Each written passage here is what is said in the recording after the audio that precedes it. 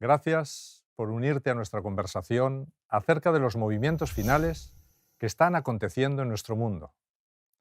No es miedo lo que debemos tener, sino esperanza, fe y amor. El regreso de Jesús y el cumplimiento de todas sus promesas están cada vez más cerca. Recuerda que nada puede separarte del amor que Dios ha manifestado a través de Cristo. Acompáñanos ahora en este estudio de preguntas y respuestas.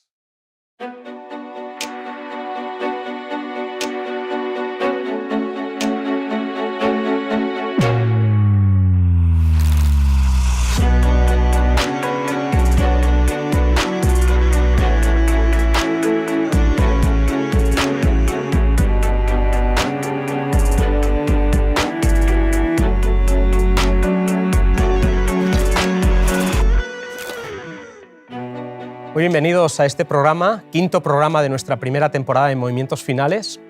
Es un placer el volver a compartir mesa aquí con mi compañero, con Sergio Martorell. Un placer también, Óscar, estar contigo. Hoy tenemos un programa especial, no contamos con un invitado, pero contamos con todas las preguntas que nos habéis hecho llegar a través de diferentes medios y que, bueno, pues vamos a intentar contestar. Hemos preparado lo mejor posible para contestaros a todos. Posiblemente no podrán ser respuestas detalladas de cada uno de las particularidades que tiene cada texto, porque son temas amplísimos, pero vamos a intentar dar un resumen general que intente contestar la pregunta. Es una primera temporada en la que, a partir de Mateo 24, desde luego se suceden preguntas que nos parecen interesantísimas y que, bueno, pues eso, como tú bien dices, vamos a intentar contestar de forma resumida para también ampliar el conocimiento a aquellos que quieran hacerlo y desearlo a través del estudio profundo de la Biblia. Así que, si os parece, esta es la pregunta con la que comenzamos. ¿Predijo Jesús que volvería en su generación? ¿Falló? ¿Qué quiso decir Jesús con no pasará esta generación? Mateo 24:34. El texto de Mateo 24:34 dice: de cierto os digo que no pasará esta generación hasta que todo esto acontezca. Jesús está hablando de una generación y pareciera, ¿verdad?, que con la generación que tenía delante, todas estas cosas, estas señales de las que habla Mateo 24, se han ido sucediendo, pero Cristo no ha venido. Eso es. Y sin embargo vamos a intentar contestar qué es lo que realmente está queriendo decir. Recordemos el contexto. El contexto de Mateo 24 tiene que ver con una pregunta que hacen los discípulos, porque han quedado extrañados por la respuesta que Jesús les ha dicho cuando, admirando la belleza del templo, han dicho: ¿has visto todo esto? Y Jesús les contesta, les dice: ¿veis todo esto? Os aseguro que de todo esto no quedará piedra sobre piedra. Hay un rato de silencio, llegan al Monte de los Olivos y entonces los discípulos en el versículo 3 preguntan: dinos, ¿cuándo sucederán estas cosas y cuál será la señal de tu venida y del fin del mundo? Así es que descubrimos que los discípulos están haciendo dos preguntas diferentes. La primera sería: ¿cuándo sucederá esto? Es decir, ¿cuándo sucederá toda la destrucción del templo y toda la destrucción de Jerusalén? Esa sería la primera pregunta que ellos están haciendo, y además emplea un término que es un término griego que es tauta, que se ha traducido por todo esto, ¿no? Y la segunda parte de la pregunta tiene que ver con la parusía, con la segunda venida, y utilizará la palabra sinteleia para hablar del fin del mundo, el fin de nuestra época. Así que vemos que la pregunta tiene dos partes bien diferenciadas. Así es. Entonces, esas dos partes quiere decir que los discípulos están uniendo el templo con el fin del mundo, y Jesús está separando completamente la destrucción del templo del fin del mundo. Y va a utilizar la misma palabra tauta para hablar de estas cosas, para hablar esta generación. Lo que está diciendo él es que esta generación que él tiene presente, gente que vivirían 40 años más porque los discípulos eran relativamente jóvenes, verían con sus propios ojos el cumplimiento de la primera parte de la profecía, es decir, la destrucción del templo, efectivamente, y la destrucción de Jerusalén. Pero no se refiere al fin del mundo. Exactamente. Así es que realmente Jesús no está fallando en la respuesta, sino que está acertando plenamente. El problema es que nosotros lo leemos equivocadamente. Pensamos que está refiriéndose a toda la profecía, pero se está refiriendo a la primera parte de la pregunta: ¿cuándo serán estas cosas? Exacto. Pues estas cosas, que es la destrucción del templo, será en vuestra propia generación. Así es. Muchas gracias, Sergio. Vamos con la segunda pregunta, también muy interesante, también basada en Mateo 24, que dice, te permito que la leas, está en pantalla. ¿Siempre ha habido guerras, hambre y enfermedades? ¿Por qué ahora es diferente? Es una muy buena pregunta. Ya lo creo. De hecho, pareciera como que el texto de Mateo 24 enfatiza que cuando veamos hambres, pestes, terremotos, guerras, va a ser la señal de que Cristo viene. Pero Jesús dice, no, todo esto es principio de dolores. Así es. Porque lo que él va a intentar es hacer un símil entre las señales que nos indican que estamos cerca del tiempo del fin con el embarazo de una mujer, con las contracciones y con el parto. Y fijaos cómo dice Marcos capítulo 13, versículo 8, dice así, porque se levantará nación contra nación y reino contra reino, habrá terremotos en diversos lugares, habrá hambres. Estas cosas son principio de los dolores del alumbramiento. Así es. Y Pablo, fíjate que añade también en 1 Tesalonicenses 5:3, cuando estén diciendo paz y seguridad, entonces vendrá sobre ellos destrucción repentina como los dolores a la mujer encinta y no escaparán de ningún modo. Así que establecemos claro que en el símil del embarazo y del posterior parto de una esposa o de una mujer, ¿verdad? Lo que está diciendo el texto bíblico es que las señales se irán multiplicando en frecuencia, cada vez serán más frecuentes, pero también en intensidad, así como las contracciones del principio de la labor de parto son muy distintas en frecuencia y en intensidad con las últimas cuando el bebé ya está por nacer. Sí, y además es interesante, pero no olvidemos nunca que la gran señal de Mateo 24 para que todo termine es la predicación del Evangelio. ¿Cierto? Así que guerras, hambres, pestes, nación contra nación siempre ha habido, pero no es la señal inequívoca de la que nos habla Jesús, porque la señal es precisamente lo que acabas de decir, que el Evangelio será predicado. Exacto. Vamos allá, entonces, con la siguiente pregunta. Cuando leemos en Apocalipsis 16, 14 y 16 sobre la batalla de aquel gran día del Dios Todopoderoso, ¿está prediciendo una tercera guerra mundial antes de la segunda venida de Cristo? Sí, es interesante esta pregunta porque realmente la Biblia no predice si habrá una tercera guerra mundial, igual que no predijo ni la primera ni la segunda guerra mundial, que fueron terribles y mataron a millones y millones de personas. Así es que realmente la Biblia no nos habla de, o no se enfoca en las batallas bélicas con armamento. Fíjate que en Mateo 24:6 Jesús dice que oiréis guerras y rumores de guerras. Mirad que no os turbéis, porque es necesario que todo esto acontezca, pero aún no es el fin. Es que es muy interesante la última frase, ¿no? Pero aún no es el fin, porque Jesús enfatiza que no será un terrible conflicto bélico la señal del fin, ni lo que marque el fin de nuestra época. Exacto. Pero fíjate que también en Apocalipsis 16:14, ahí sí nos habla de una batalla. Y dice, nos habla de la batalla de aquel gran día del Dios Todopoderoso. Y más adelante dice un lugar que en hebreo, o esa batalla tendrá lugar en un lugar que en hebreo se llama Armagedón. Mucho se ha hablado, incluso en el cine, ¿no?, de esta palabra Armagedón. Mucho. ¿Qué significa? Porque además dice que en hebreo significa Armagedón. ¿Qué pista nos está queriendo dar este propio versículo? Claro, en hebreo significa Armagedón porque lo que nos está diciendo es que lo busquemos en hebreo. Es decir, que busquemos el significado de esta palabra en hebreo. Y esta palabra en hebreo tiene dos lecturas, dos lecturas muy aceptadas además por el mundo teológico, que una sería Ar, que significa monte, y otro sería Megidón, que significa de Megido. Así es que serían los montes de Megido. Y es interesante que en los montes de Megido tenemos rodeando una gran llanura, y una llanura rodeada por esos montes, que es la llanura de Jezreel, donde tuvieron lugar batallas muy importantes, porque quien dominaba esa llanura finalmente se apoderaba de la tierra de Canaán, ¿no? Así es que las batallas tenían lugar al norte y quien dominaba esa llanura finalmente dominaba toda la tierra. La segunda lectura, que es muy interesante también, es Arma, que significa monte de la reunión, y lo que nos queda al final es la palabra Gedeón, es decir, sería el monte de la reunión de Gedeón, con lo cual, de alguna manera y tipológicamente, se nos está intentando llevar a una batalla que está en el Antiguo Testamento, en los Jueces, donde Gedeón, con un grupo de hombres que va perdiendo por el camino, comienzan 32.000 y acaban 300, finalmente se enfrenta justamente en el Valle de Jezreel a una multitud de enemigos, realmente 3 enemigos, igual que en el tiempo del fin tendremos que enfrentarnos al dragón, a la bestia, al falso profeta. Él se enfrenta también a 3 enemigos con un remanente de 300 hombres, y la batalla no se produce un enfrentamiento físico, sino que Dios emplea armas espirituales, porque emplea un cántaro, una antorcha. Ellos no se mueven de su lugar, y Dios finalmente pelea la batalla por el ellos. enemigo se autodestruye por sí solo. Es por eso que defendemos por lo que decimos en Mateo 24, pero aún no es el fin. Exacto. Y con lo que acabamos de explicar, con las dos posibles interpretaciones de la palabra Armagedón en hebreo, es por eso que nosotros pensamos que no es una batalla literal, Exacto. física, sino que es una batalla de orden espiritual. Es una batalla entre la verdad y el error, Claro. donde se invita en el libro de Apocalipsis a todos los habitantes de la tierra a tomar una decisión por parte de la verdad o creer en la mentira. Exacto. Eso es lo que creemos con Armagedón. De hecho, hay un texto muy interesante que tenemos en pantalla que dice así, en el libro de Joel, en el capítulo 3, versículo 14, muchos pueblos en el valle de la decisión, que es el valle del que estamos hablando, Exacto. Sergio, ¿verdad? Así es. Porque cercano está el día de Jehová en el valle de la decisión.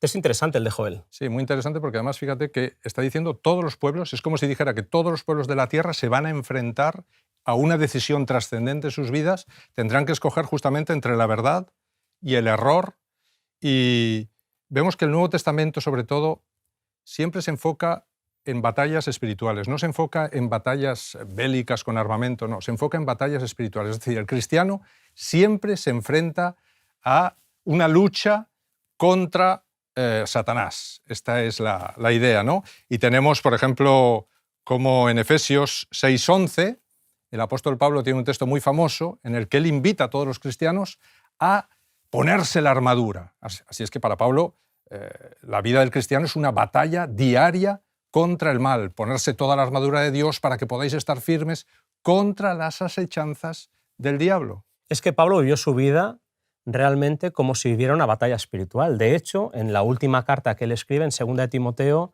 cuando ya está escribiendo su despedida, el texto que también conocemos de memoria, he peleado la buena batalla, Exacto. he acabado la carrera, he guardado la fe. Pablo concibió la vida del cristiano como una vida de batalla. De hecho, a su joven discípulo y amigo Timoteo le dice, pelea la buena batalla. Porque la batalla de la que estamos hablando, efectivamente, Sergio, como vemos en toda la Biblia, es una batalla espiritual que tendrá su final en un momento de decisión en ese valle, en la batalla del Armagedón. Exacto.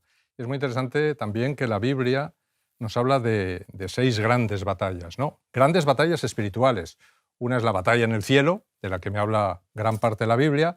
Otra es la batalla que tuvo lugar en el Edén, donde Satanás consigue conquistar nuestro mundo y arrebatárselo a Dios y a nuestros primeros padres.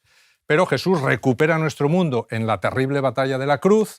Y finalmente se nos describe, sobre todo en el Apocalipsis y en Daniel, la batalla de los 1260 años, en que hay una deriva de la iglesia en el desierto, una iglesia que comienza a apostatar y a alejarse de Dios porque Satanás ha conseguido de nuevo entrar dentro de la iglesia. Pero Dios protege durante esos 1260 años al pequeño remanente. Exacto, y además Dios consigue sacar un remanente que recupera toda la verdad, y ahora nos vamos a enfrentar a la batalla del Armagedón, que es la batalla de la decisión, la última gran batalla antes de la segunda venida de Cristo, entre la verdad y el error.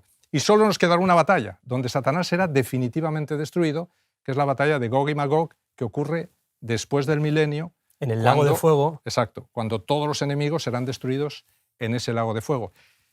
Para mí, la esperanza es que todas las batallas que ha habido hasta ahora, Satanás las ha perdido. Así es. Así es que las 2 que nos quedan, sabemos que las va a perder también. Y esto es una esperanza maravillosa para todos nosotros. Así es. Pues muchas gracias, Sergio, por esta explicación. La verdad. Vamos con la siguiente pregunta. Estamos disfrutando muchísimo de lo que nos han hecho llegar los telespectadores, así que vamos con la siguiente. Dice, ¿cuán fiable es la profecía bíblica?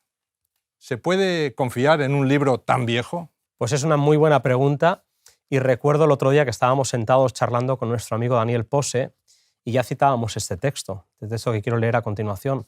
Pero el contexto es el siguiente. Está Pedro recordando la experiencia que él tuvo en el Monte de la Transfiguración, y él dice, yo escuché la voz que sonaba desde el cielo, este es mi Hijo amado. Yo lo vi, él vio a Jesús transfigurado. Pero mirad cómo dice el apóstol Pedro, dice, pero tenemos como más segura la palabra profética, a la cual hacéis bien en estar atentos como una lámpara que alumbra en lugar oscuro, hasta que despunte el día y el lucero de la mañana alboree en vuestros corazones.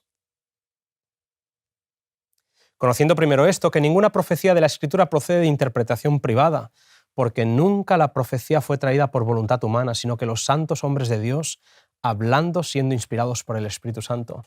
Me encanta ese texto, Sergio, porque lo que dice aquí es que, aunque yo lo vi, si a mí no me creéis, lo que tenéis como seguro es la profecía. Exacto. Aparte, la profecía es una prerrogativa divina, porque solamente Dios puede anunciar el futuro. No hay ningún ser humano que pueda hacer esto. Así es que es una prueba fantástica de la existencia de Dios. Fíjate lo que dice Isaías 46, 9 y 10. Dice, acordaos de las cosas pasadas, desde los tiempos antiguos, porque yo soy Dios, y no hay otro Dios, y nada hay semejante a mí, que anuncio lo por venir desde el principio y desde la antigüedad lo que aún no era hecho, que digo, mi consejo permanecerá y haré todo lo que quiero.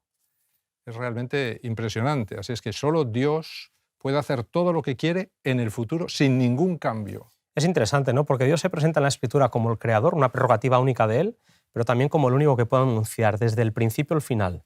Sí. Y esto es muy interesante. De hecho, cuando vamos al Antiguo Testamento encontramos casi 300 referencias proféticas acerca de cómo sería el Mesías, desde su nacimiento hasta su resurrección, y Jesús las cumple todas. Así es. Eso para empezar. Cuando vamos al Nuevo Testamento, y ya que estamos en movimientos finales, enfaticemos la gran promesa que nos falta por ver cumplir, que es la segunda venida, encontramos que en el Nuevo Testamento, de los 260 capítulos que encontramos, hay, o por lo menos la segunda venida como promesa se repite 318 veces. Eso significa que 1 cada 25 versículos es la promesa de la segunda venida en el Nuevo Testamento. Diríamos también, Sergio, hablando de la profecía bíblica, que es un tema apasionante, que el 90% de la Biblia es de contenido de profecía predictiva. Es decir, es el único libro que se somete realmente a la exigencia de que se pueda comprobar que tiene razón.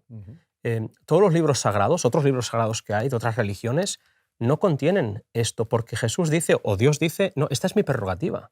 Yo sí que anuncio el fin desde el principio, y lo podemos comprobar en la historia. Sí, para mí realmente la profecía es una de las mejores pruebas racionales que tiene el ser humano de comprobar que Dios es Dios y que Dios realmente existe, ¿no? Recuerdo ahora el caso, hay muchos casos, pero recuerdo el caso de Belsasar, por ejemplo, que es citado por Daniel en uno de sus capítulos, un rey del que no se conocía absolutamente nada en la historia, no se había encontrado ni la más mínima cita ni el más mínimo vestigio histórico. Esto permitió que los grandes críticos de la Biblia pues comenzaran a criticar la Biblia diciendo, ¿veis cómo al final es un cuento, todo es un invento de los seres humanos? Sin embargo, solo hubo que dejar pasar un poquito de tiempo, avanzó la arqueología y se descubrieron innumerables tablillas de arcilla en Babilonia con escritura cuneiforme en el que la historia de Belsasar aparecía por todos los sitios, el nombre de Belsasar aparecía por todos los sitios, no solo el de él, sino el de Nabonido, su padre, cómo fue regente del reino. Es decir, todos los detalles que da Daniel aparecen en la arqueología, con lo cual la historia comprueba una vez más que la Biblia tenía razón y que Dios es único escribiendo el futuro. Hay muchos elementos que nos permiten entender que la Biblia es un libro inspirado. El texto que hemos leído de Pedro dice, no, es que no es de voluntad humana la profecía, sino que viene inspirada por el Espíritu Santo. Y podríamos hablar aquí de descubrimientos, de arqueología, de historia, pero finalmente lo que siempre nos ha hecho pensar que este libro es inspirado es que funciona. Que el Evangelio transforma vidas, da sentido a los matrimonios, da sentido a los chicos y a las chicas que buscan sentido. Nuestra respuesta es, la profecía es preciosa, pero es que la profecía nos señala a un Salvador que es mucho más precioso todavía. Y nuestra respuesta, desde luego, en esta mesa, con toda humildad, sería, es un libro en el que se puede confiar, por viejo que sea, porque sus historias nos señalan a aquel que da sentido a nuestra historia. Muy bien, pues leamos la siguiente pregunta. ¿Habrá un gobierno y una religión mundial antes de la segunda venida? Es una pregunta también muy interesante y realmente, pues desde la Torre de Babel tenemos evidencias de que el ser humano ha querido montar una globalización, es decir, ha querido crear un gobierno mundial con una religión mundial, que es lo que teníamos en Babel, y luego descubrimos también, tanto en Daniel como en Apocalipsis, que esa búsqueda de la globalización, esa búsqueda de unir a todas las naciones en un imperio mundial, sigue a través de Babilonia, Medo-Persia, Grecia, Roma. Y aunque se nos describe la división de Roma, es decir, vemos que Roma se va desintegrando en esos trozos de hierro, en las piernas de hierro, ¿verdad? Descubrimos también en esa profecía de Daniel 2 que hay un elemento ahí extraño a los metales, que es el barro cocido de alfarero. Descubrimos en toda la Biblia que el barro cocido de alfarero es un poder religioso, es realmente la Iglesia cristiana, que curiosamente no se está dejando modelar por el alfarero, sino que está haciendo alianzas humanas con los trozos o las naciones que dividieron a todo el Imperio Romano para lograr de alguna manera una nueva unificación, aunque fuese artificial, y volver a intentar una globalización mundial, ¿no? Y por lo que vemos en la profecía que he señalado de Daniel 2, que es una profecía bastante conocida, lo que vemos es que este intento por unificar mundialmente a las naciones se prolongaría hasta el final de la historia. Exacto, hasta el final de la historia, porque lo que vamos a ver en el último texto es que finalmente ese poder sigue en su deseo de crear esa globalización con una sola religión y todos los gobiernos unidos bajo su tutela. Sí. En la historia, me contabas antes, ¿no?, el tema de las dinastías, de cómo de alguna forma, pues a través de alianzas, el papado que fue... Sí, hay un ejemplo muy claro que es el ejemplo del papado intentando unir justamente a todas las naciones europeas para volver a montar el Imperio Romano, ¿no? Y fue un imperio que duró desde el año 1000 hasta el 1800, que es cuando la Revolución Francesa le quita el poder político, y bueno, llamó esto el Sacro Imperio Romano Germánico, ¿no? Es decir, todo un intento de volver a unificar todo bajo un solo poder y una sola religión. A pesar de que el texto bíblico nos dice, ¿verdad?, y lo podemos leer en pantalla en el capítulo 12 del libro de Marcos, un principio que debería también ser válido para lo que estamos hablando, y es: dad al César lo que es del César y a Dios lo que es de Dios. Porque según la Biblia tiene que haber separación total entre el poder político y el mundo religioso. Cosa que no vemos justamente en este intento de alianza constante entre el barro y los trozos de hierro, entre el poder religioso, que debería ocuparse únicamente del reino de Dios. No, se está ocupando en intentar ligarse a todos los poderes políticos para crear una enorme globalización. Fíjate cómo terminará la historia. Lo dice Apocalipsis 17, del 12 al 14. Lo vamos a leer: los 10 cuernos que has visto. Los cuernos en la Biblia son poderes políticos, son naciones, son 10 reyes. El número 10 en la Biblia también me habla de totalidad, es decir, todas las naciones de la tierra que aún no han recibido reino, es decir, está hablando del futuro, pero recibirán autoridad como reyes por una hora, es decir, por muy poco tiempo, juntamente con la bestia, que es una confederación religiosa, ¿verdad?, falsa, que lucha contra Dios. Estos tienen un mismo propósito: entregarán su poder y autoridad a la bestia, a esta confederación religiosa, y pelearán contra el Cordero, y el Cordero los vencerá, porque es Señor de señores y Rey de reyes, y los que están con él son llamados elegidos y fieles. Amén. Así es que vemos que este intento, igual que en Babel hubo un intento de globalización al principio de la historia que fue desbaratado por Dios, el intento final por unir a todas las naciones bajo un solo gobierno y una sola religión, pues también va a ser desbaratado por Dios, porque va a afrontar directamente a Jesús. Y es el propio Jesús el que termina con esta globalización y este intento de gobierno mundial para siempre. Él instala su reino en su segunda venida y todos los que han sido elegidos y fieles estarán con él por la eternidad. Podríamos concluir entonces, ¿verdad, Sergio? Con lo que hemos visto, podríamos concluir que sí, habrá un intento y va a ser una forma estratégica de parte del enemigo de la verdad por crear un gobierno y una religión mundial que se unificarán quizás con buenas y sanas intenciones, pero que finalmente lo que dice la Biblia es que se opondrán a Dios y a aquellos que le sigan. Exactamente. Muy bien, pues vamos allá con la siguiente pregunta. Sergio, esta también es para ti, así que atento. ¿Quién es el anticristo y qué significa el número 666? También una pregunta muy interesante y muy complicada de contestar en todas las facetas y todos los aspectos que tiene, ¿no? El anticristo es un poder religioso, que suplanta a Dios de alguna manera, por eso el nombre de anticristo.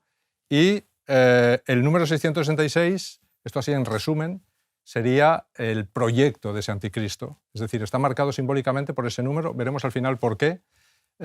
Así es que, bueno, es un término que solamente emplea Juan. Juan es el único que habla en este término en varios versículos de la Biblia, y anticristo, la palabra anti, pues significa en lugar de, es decir, es aquel poder que se pone en lugar de Cristo. Es un matiz muy importante este que estás diciendo, porque anti para nosotros es en contra de. Entonces parecería como que el anticristo tendríamos que buscar una figura que no tenga nada que ver con el cristianismo. Pero es que es todo lo contrario. Anti en el original significa el que pretende ocupar el lugar de. Por lo tanto, podríamos concluir que es un suplantador. Eso es. Alguien que se hace pasar por Cristo. Alguien que, como decía Mateo 24, lo hará de forma tan engañosa que si pudiera engañaría también a los escogidos. Así que es un tema complicado del que estamos hablando. Sí, es muy interesante que desde el principio de la historia, cuando tú analizas toda la Biblia, te das cuenta rápidamente que el que siempre se ha opuesto a Cristo, el que siempre ha estado ahí, es Satanás. Satanás es el principal anticristo, el adversario, ¿no? De toda la Biblia, y es no solo él el que se opone, sino que él emplea instrumentos humanos, emplea naciones, emplea personas, emplea poderes religiosos incluso, para hacer una continua suplantación de Jesús y de su proyecto. Así es que por eso es el que está suplantando. Detrás de todos los anticristos realmente siempre está Satanás. Es por eso que cuando leemos en la Biblia, leemos lo siguiente en 1 de Juan: el espíritu del anticristo, el cual vosotros habéis oído que viene, y Juan en el primer siglo dice, y que ya está en el mundo.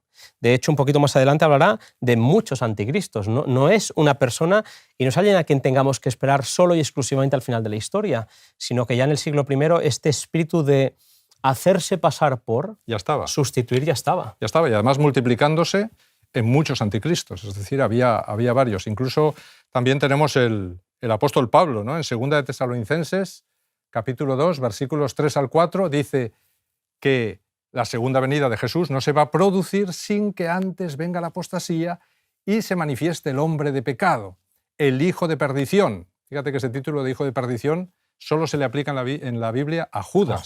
Así es que se está llamando, vendrá un Judas dentro de la iglesia, el cual se opone y se levanta contra todo lo que se llama Dios o es objeto de culto, tanto que se sienta en el templo de Dios como Dios, haciéndose pasar por Dios. Así es que claramente descubrimos, por el apóstol Pablo, él está diciendo, oye, va a haber una gran apostasía dentro de la iglesia cristiana y va a haber un poder que va a surgir dentro de la iglesia cristiana que se va a poner en el lugar de Dios, va a suplantar todo el ministerio de Cristo en el cielo.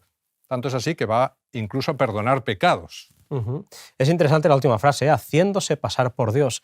Así que si buscamos la figura del anticristo, queridos amigos, no tenemos que buscarla lejos o muy lejos de las iglesias cristianas, porque entonces no tendría ningún sentido estos textos. De hecho, el apóstol Pablo, cuando sigue este mismo texto, dice en los versículos del 8 al 12, el advenimiento de este impío, y está hablando del anticristo, de este personaje que se hace pasar por Dios, que es obra de Satanás, irá acompañado de hechos poderosos, señales y falsos milagros, y con todo engaño de iniquidad para los que se pierden, por cuanto no recibieron el amor de la verdad para ser salvos. Es una advertencia terrible, Sergio, la que estamos leyendo. Sí, además fíjate que emplea advenimiento. Advenimiento quiere decir que ahí Satanás puede incluso estar queriendo imitar la segunda venida en una falsa venida en el que él mismo en persona, revistiéndose en forma de ángel de luz o imitando totalmente la segunda venida de Cristo, intente engañar a todos los habitantes de la tierra. Así es que sería una suplantación de la segunda venida de Cristo. Queriendo imitar, porque en realidad, como veremos en una de las preguntas, imitar no va a poder.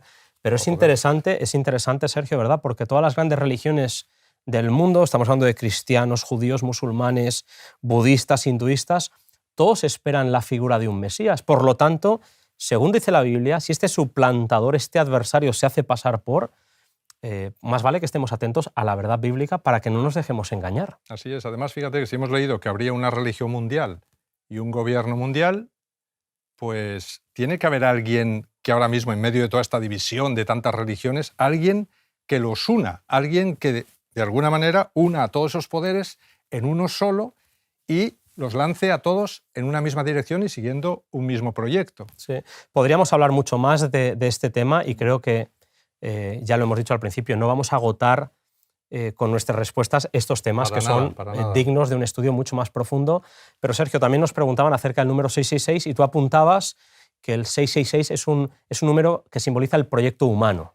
Sí, es el proyecto humano porque el número 6 en toda la Biblia siempre me habla de lo que el hombre hace con sus manos. Lo tenemos en en textos bíblicos clarísimos, ¿no? 6 días trabajarás y harás toda tu obra, pero el séptimo día es un día de Dios, apartado por Dios, santificado por Dios. Si nosotros le quitamos al 6 el 7, es decir, lo quitamos completamente, nos quedamos solo con las obras humanas. Claro. Así es que nos quedaría solamente... ¿Por qué 3-6? Bueno, porque vemos que en todo el Apocalipsis los 3 grandes enemigos que confluyen en esta batalla contra Dios, pues finalmente son 3, ¿no? Que es el dragón, la bestia y el falso profeta, de los cuales salen espíritus inmundos.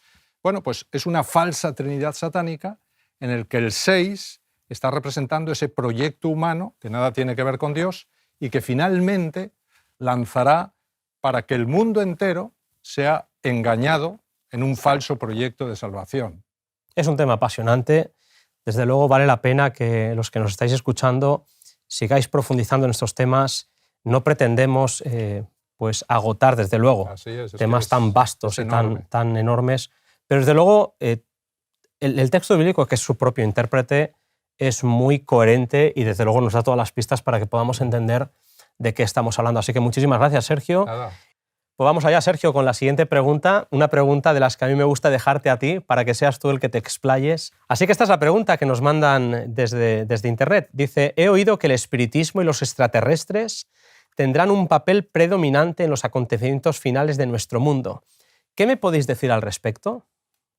Es una pregunta complicada, pero desde luego nosotros descubrimos que desde el principio de la historia, ya en Génesis, tenemos pues a Satanás empleando una serpiente como el primer medium de la historia. Él está invisible, él habla y la serpiente es la que aparece. Por supuesto, Eva es engañada completamente y cree que, bueno, pues que realmente la serpiente ha adquirido el don del habla al comer del fruto y que por lo tanto no pasará nada si ella come. Pero también sabemos por la Biblia, sobre todo por el último libro de la Biblia, cuando se nos describe que ese ser que está allí invisible es Satanás, es aquel que ha sido expulsado del cielo, por lo tanto es también un extraterrestre y no solo se ha marchado él del cielo, sino que sabemos que se ha marchado con millones y millones de ángeles, de hecho, el texto, como él, y es expulsado, ¿no? Disculpa, Sergio, pero es que solamente por reforzar un poco lo que estabas comentando, el texto de Apocalipsis, decías al final del libro, ¿no? El último libro de la Biblia, y fue lanzado fuera el gran dragón, la serpiente antigua, referencia al Génesis, que se llama Diablo y Satanás, el cual engaña al mundo entero, fue arrojado a la tierra y sus ángeles, no fue solo, fueron arrojados con él. Claro, fíjate que entonces ahí tenemos aquí a millones y millones de extraterrestres viviendo con nosotros, de alguna manera, entre interactuando nosotros con los seres humanos. La pregunta entonces sería, ¿qué pasa? ¿Por qué no los vemos? No los estamos viendo. Claro, el apóstol Pablo contesta en el libro de Efesios el siguiente texto, porque no tenemos lucha contra carne y sangre, sino contra principados, contra potestades, contra los gobernadores de las tinieblas de este mundo, contra huestes espirituales de maldad en las regiones celestes. Desde luego, cuando uno piensa que, aunque creamos que estamos solos, la Biblia dice que no lo estamos, que estamos rodeados de todo esto que dice el apóstol Pablo, pues a uno le entra un poquito de miedo. Así es que vemos que tenemos el mundo espiritual, por un lado, es decir, tenemos el mundo espiritista, y por otro lado, al mismo tiempo, ese mundo espiritista está dirigido por seres extraterrestres. Por lo tanto, es interesante porque el espiritismo y todos los fenómenos extraterrestres se están juntando en una sola cosa, ¿no? ¿Qué papel tendrán entonces estos seres en el desarrollo del conflicto final según el libro de Apocalipsis? Pues la respuesta siempre está en un texto, que es Apocalipsis 16, del 13 al 14. Vi salir de la boca del dragón, de la boca de la bestia y de la boca del falso profeta. Ahí tenemos los 3 grandes enemigos. 3 espíritus inmundos semejantes a ranas. Son espíritus de demonios que hacen señales y van a los reyes de la tierra en todo el mundo para reunirlos para la batalla de aquel gran día del Dios Todopoderoso, que es la batalla del Armagedón, de la que ya hemos hablado antes. Así es que vemos que esos espíritus de demonios están trabajando con todas las naciones, con todos los pueblos de la tierra, para reunirlos en una batalla, cuidado, en una batalla contra el Dios Todopoderoso. Así es que claramente es una confederación espiritista y a la vez extraterrestre, intentando llevar al mundo a su perdición. Hoy como nunca, Sergio, ¿verdad? Lo hemos estado comentando antes, pero hoy como nunca el mundo percibe que este planeta pues, tiene los días contados. Ya no es solamente que quizás personas que creemos en el texto bíblico, sino que muchas personas de diferentes ámbitos de la ciencia, etcétera, pues hablan finalmente del cuidado del planeta porque pues, se teme que esto se nos esté acabando. Y de hecho hemos escuchado, ¿verdad?, planteamientos que dicen no, pues para subsistir tenemos que empezar a encontrar otro planeta que sea parecido a nosotros, y gastamos no sé cuántos miles de millones se gastarán, ¿verdad?, los gobiernos en buscar telescopios que nos permitan encontrar planetas que den las mismas condiciones. Sí. O hay quien dice, no, la ayuda tiene que venir desde fuera. Sí. Y de hecho Hollywood, que es un poco pequeño termómetro de lo que es la sociedad en la que estamos, cada vez nos plantea más películas de cómo supuestamente va a acabar el mundo, que si un meteorito, que si un maremoto, que si un cambio climático. Vivimos en un momento en el que todo esto que antes parecía medio increíble, la gente empieza a plantearse realmente si efectivamente vamos a recibir ayuda de fuera. Claro. Y Hollywood también lo dice, ¿no? Porque todas las películas espiritistas, todas las películas extraterrestres, parece que todo está metido en un solo plano. Esto también lo anuncia el apóstol. Ya hemos leído este texto, pero lo vamos a volver a leer porque tiene mucho que ver con este tema en 2 de Tesalonicenses, capítulo 2, versículos 9 al 10. Y él dice, el advenimiento de este impío, que es obra de Satanás, irá acompañado de hechos poderosos, señales y falsos milagros, y con todo engaño de iniquidad para los que se pierden. De nuevo, habla de un advenimiento. Luego, ¿cómo aparecerá Satanás? ¿Cómo vendrá? ¿Qué apariencia tendrá? Oye, ¿usará naves extraterrestres como las que estamos acostumbrados a ver en las películas de Hollywood? ¿Vendrá como un ser todopoderoso, pero por supuesto del espacio, y hará que todas esas religiones que están esperando a alguien se unan frente al poder impresionante que demostrará? Y bien, vemos entonces que claramente la pregunta está bien hecha y, bueno, pues todos los eventos espirituales también están ligados con los eventos extraterrestres, porque es un extraterrestre el que está dirigiendo finalmente toda esta gran rebelión contra Dios. Hemos de decir que, aunque la gente se esté gastando miles de millones de dólares para buscar una salida al exterior, la ayuda del exterior ya ha sido prometida. Así. Y el que prometió que volvería vendrá, y será Él el que termine con toda la injusticia y con toda la maldad en este mundo. No hemos de esperar ayuda de ningún extraterrestre extraño, sino que aquel que se hizo hombre es el que prometió volver y volverá. Y al final la ayuda descubres que viene del exterior, porque para el ser humano es imposible encontrar una solución. Por más que la busquen, por más que intentemos encontrar una solución no solo a nuestra vida, sino a las enfermedades, a los problemas, incluso a la destrucción de nuestro planeta actual, solamente la Biblia plantea que la ayuda va a venir del exterior y va a venir del propio Dios, como un arca de Noé, ¿no?, que vendrá en el último momento a recogernos, y Él sí será el verdadero extraterrestre que va a salvar a la humanidad. Así es. Así que tenemos como pregunta interesante el espiritismo, los extraterrestres. Creo que es un tema, Sergio, que deberíamos animar a nuestros oyentes a que sigan investigando en la Biblia. Desde luego las acechanzas y las estrategias del enemigo son claras, la Biblia nos las desenmascara. Sí. Estemos atentos porque Jesús lo que no quiere es que nos perdamos. Vamos con la siguiente pregunta. Sergio. En uno de los programas hablasteis de los 3 ángeles de Apocalipsis. ¿Quiénes son? Pues esta es una pregunta súper interesante. Y lo que hemos decidido es que es tan interesante, es tan amplia, que en lugar de darle respuesta en esta mesa, pues vamos a hacer una serie de programas, la segunda temporada de Movimientos Finales, en noviembre del 2020.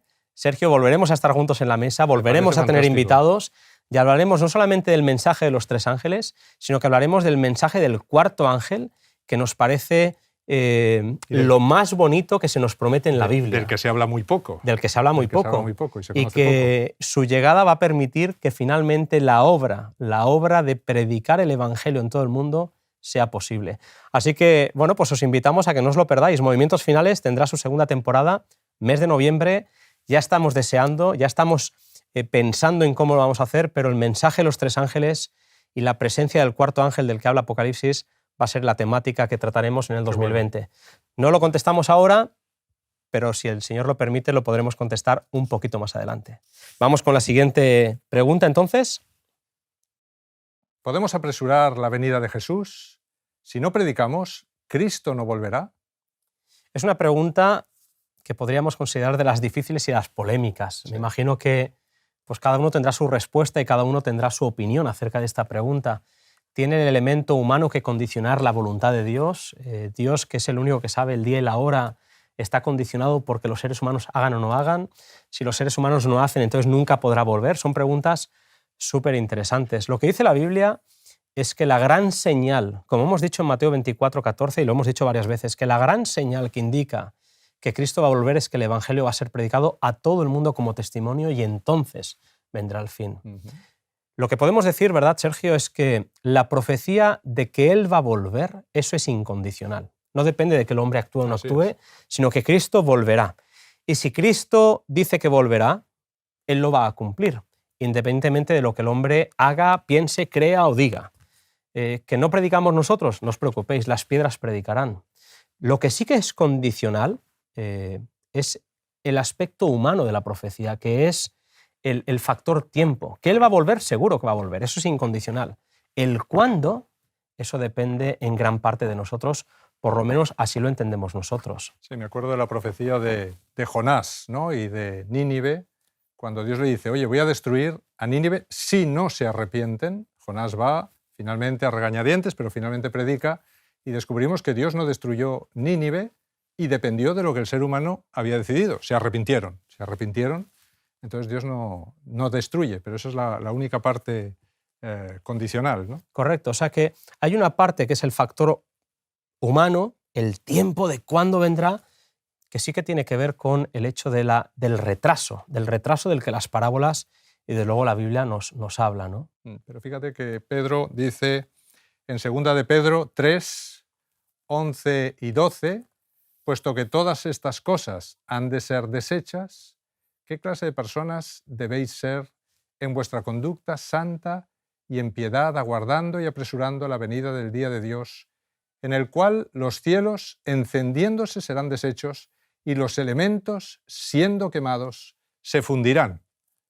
Toda una clara evidencia de que finalmente todo va a terminar, Dios va a terminar, y lo está diciendo el apóstol Pedro, ¿no? El apóstol Pedro parece, ¿verdad?, en los textos que utiliza, en los verbos que utiliza, esos gerundios, tal y como hemos traducido al español con el tiempo gerundio, es esperando, pero apresurando. Y parece que en la misma línea, en este pensamiento, cuando leemos en Palabras de Días del Gran Maestro, el libro de Elena White, fijaos en esta cita que interesante, todo cristiano tiene la oportunidad no solo de esperar, sino de apresurar la venida de nuestro Señor Jesucristo. Si todos los que profesan el nombre de Cristo llevaran fruto para su gloria, cuán prontamente se sembraría en todo el mundo la semilla del Evangelio. Rápidamente maduraría la gran cosecha final y Cristo vendría para recoger el precioso grano. Preciosa cita Hermosa. en la que claramente Elena de White está diciendo que nosotros tenemos también que estar ahí apresurando. Y hay otra cita también en El deseo de todas las gentes que dice, mediante la proclamación del Evangelio al mundo, está a nuestro alcance apresurar la venida de nuestro Señor. No solo hemos de esperar la venida del día de Dios, sino apresurarla. Otra cita que claramente muestra que nosotros tenemos algo que hacer con la agenda de Dios. Hay una participación activa, tenemos el privilegio. Nosotros como creyentes no podemos ni provocar ni impedir que Cristo venga. Eso Él lo ha prometido y Él lo va a hacer. Pero sí que tenemos el privilegio de colaborar, de participar en esa obra preciosa para de alguna forma que se cumpla la profecía en nuestros días, ¿no? Sí. Hay una cita que no tenemos en pantalla, pero la estoy recordando ahora y que es una de mis citas favoritas, ¿no?, que dice, Cristo espera con un deseo anhelante la manifestación de sí mismo en la Iglesia. Cuando el carácter de Cristo sea reproducido perfectamente en su pueblo, entonces Él vendrá a reclamarlos como suyos. Y es que hay una obra en la que está empeñado todo el cielo, que es la de transformación de nuestro carácter. Dios viene a buscar una iglesia que se le parezca, que tenga el mismo carácter lleno de amor, de misericordia, de gracia, de paciencia que Jesús nos manifestó. Tenemos un privilegio. No somos los que salvamos al mundo, pero Dios nos llama colaboradores de Él. Por lo tanto, para concluir, podemos apresurar la segunda venida y también la podemos retrasar. Todo depende de nuestras decisiones y nuestro deseo de que la profecía se cumpla en nuestros días. Así que hagamos nuestra parte, compartamos, vivamos el Evangelio y permitamos que el Señor pueda venir pronto ya que Él lo desea. Vamos con la siguiente pregunta, Sergio. La última La última pregunta es: ¿cómo será la segunda venida de Cristo y cómo podemos prepararnos para ese encuentro? Pues es una pregunta preciosa. Para terminar, ¿no? Y que sea la última, además, pues me emociona, porque es finalmente de lo que queremos hablar, de la segunda venida. Jesús dijo, y lo leímos el otro día en Juan 14, versículos del 1 al 3, no se turbe vuestro corazón, si creéis en Dios, creed también en mí. En la casa de mi Padre hay muchas moradas. Voy a preparar lugar para vosotros, y si me voy y os preparo lugar, aquí viene la promesa que da sentido a nuestra fe, vendré otra vez. Todo el Antiguo Testamento, leamos por donde leamos, hay montones de referencias a cómo será ese día, la segunda venida. He preparado unas cuantas referencias de cómo será ese día en el Antiguo Testamento. Por ejemplo, Zacarías afirma que será un día único, el cual es conocido solo de Jehová. También tenemos en Sofonías, que avisa que ese día está cercano. Tenemos a Habacuc, que afirma, aunque tarde, sin duda vendrá y no se retrasará. Miqueas declara que Jehová saldrá de su lugar y los montes se derretirán debajo de él.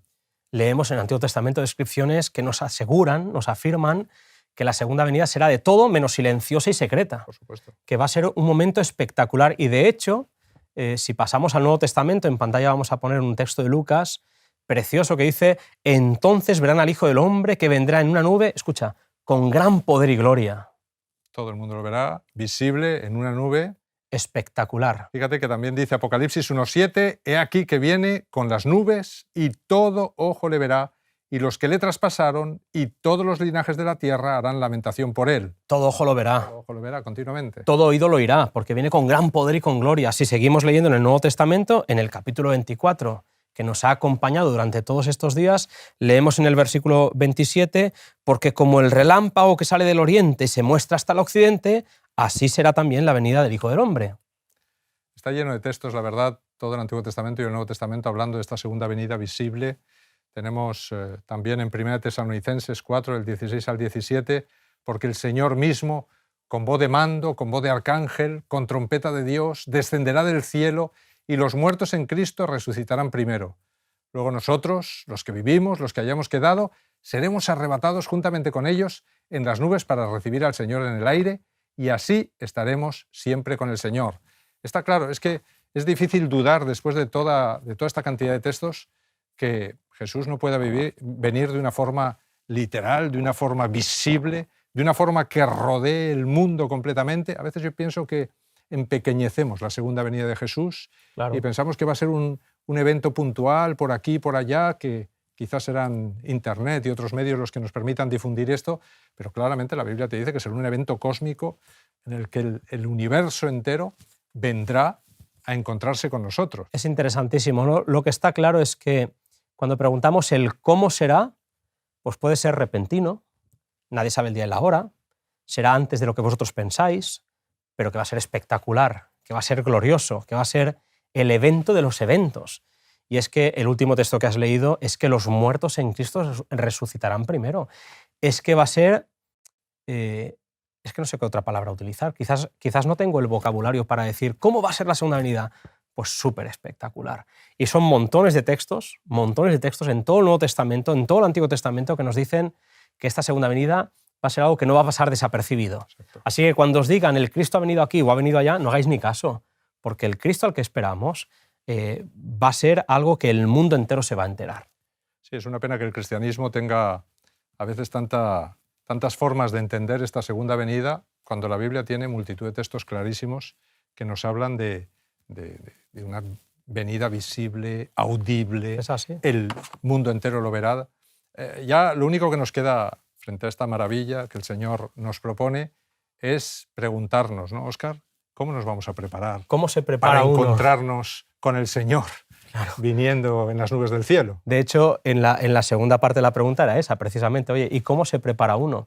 Me gusta mucho a mí el texto de Amós 4:12 cuando dice: prepárate para venir al encuentro con tu Dios. Cuando el ángel se le presenta a Zacarías, al papá de Juan el Bautista, le dice: esta va a ser la misión de tu hijo, preparar a un pueblo bien dispuesto para la venida del Señor. Prepárate. ¿Qué significa prepararse? Y es una pregunta que me fascina, porque es lo que debemos vivir como cristianos de forma práctica todos los días. Pensemos en lo siguiente: cuando Dios nos creó a su imagen y semejanza. nos parecíamos a Él. Nos parecíamos a Él en una perfección de carácter, una forma de ser que lamentablemente por el pecado perdimos. Te pedía antes, Sergio, que preparases para este momento este texto de Romanos, si lo puedes leer, Romanos 3:23, ¿qué ocasionó el pecado en nosotros? Por cuanto todos pecaron y están destituidos de la gloria de Dios. Es interesante. Claramente. El pecado nos separó de Dios, dice Isaías, creó un muro de separación. Esa semejanza, esa predisposición a ser como papá, la perdimos. Algo se ha roto en nosotros. Lo que era un carácter semejante a la gloria de Dios se ha convertido en el egoísmo y en lo que nosotros ya conocemos. Pero a medida que el cristiano, a través de la contemplación por fe, de la obra del Espíritu en uno, el cristiano va muriendo al yo, al egoísmo, a las tendencias naturales, a la forma antigua de vivir, y el cristiano se va convirtiendo en una nueva criatura. A medida que el Espíritu va haciendo la obra en nosotros, nos vamos preparando para encontrarnos con nuestro Dios. ¿Qué es prepararse? Es permitir que el Espíritu, día tras día, obre en nosotros el milagro de parecernos a Jesús. Transformación. Es una transformación de carácter. De hecho, cuando dice Romanos que Él viene para buscar a semejantes a Él que lo llamen hermano. Él viene como primogénito. Y hay un texto con el que me gustaría terminar, que es un texto que a mí me fascina, que está en 2 Corintios, es el apóstol Pablo que dice así: y todos nosotros, mirando a cara descubierta, como en un espejo la gloria del Señor, mira qué bonita expresión, vamos siendo transformados de gloria en gloria a la misma imagen como por la acción del Señor del Espíritu. Qué bonito. ¿Qué es prepararse? Prepararse significa observar por la fe a Cristo y permitir que el Espíritu nos asemeje a aquel al que no hemos dejado jamás de contemplar. Es vivir como viendo al invisible.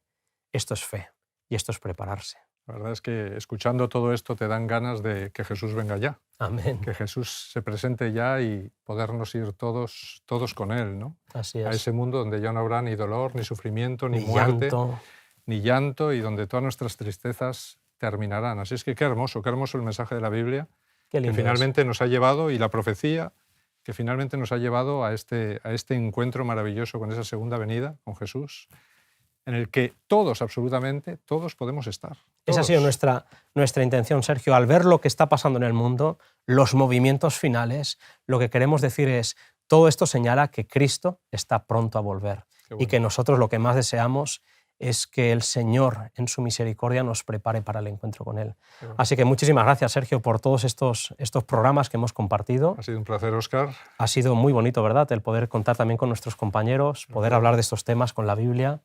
Y bueno, te pediría, Sergio, si pudieras que nos despidieras pues con una oración. Muy bien. Querido Señor, querido Padre, gracias por habernos advertido de todas las cosas que van a ocurrir en nuestro mundo hasta el último instante. Gracias porque tú has prometido que caminarás con nosotros todos los días hasta el fin. Gracias, Señor, porque no dejarás que perezcamos aquí para siempre, sino que vendrás a buscarnos. Solo queda decir una cosa, Señor, después de las gracias infinitas, y es que no permitas que ninguno de los que estamos aquí, ninguno de todos los espectadores que han visto este programa, que ninguno nos perdamos, Señor. Te pido por todas las personas, Señor, que te buscan de corazón, para que tú las bendigas, para que las cuides, para que las acompañes y para que un día podamos encontrarnos todos juntos a tu alrededor en el cielo. Amén. En el nombre y por los méritos de Jesús te pedimos todo esto. Amén. Amén. Amén, amén. Pues muchísimas gracias, Sergio. Óscar, que Dios te bendiga, ha amigo. sido un placer. Seguimos estar contigo. Y nos vemos en noviembre. Si Dios quiere. Movimientos finales si Dios quiere. 2. Dios te bendiga. Será una maravilla. Amén. No es sensacionalismo. Puede parecer locura, pero Cristo vuelve. Las señales se multiplican, aumentan en intensidad y frecuencia. Nuestra conversación ha tenido como objetivo invitar a que las personas crean, porque creyendo viviremos. Confía en Dios. Únete a Él en oración y estudia la Biblia cada día, compartiendo tu esperanza con los demás. Jesús te dice, no se turbe vuestro corazón. Si creéis en Dios, creed también en mí. En la casa de mi Padre hay muchas moradas. Si así no fuera, yo os lo hubiera dicho. Voy pues a preparar lugar para vosotros, y si me voy y os preparo lugar, vendré otra vez. Que Dios te bendiga.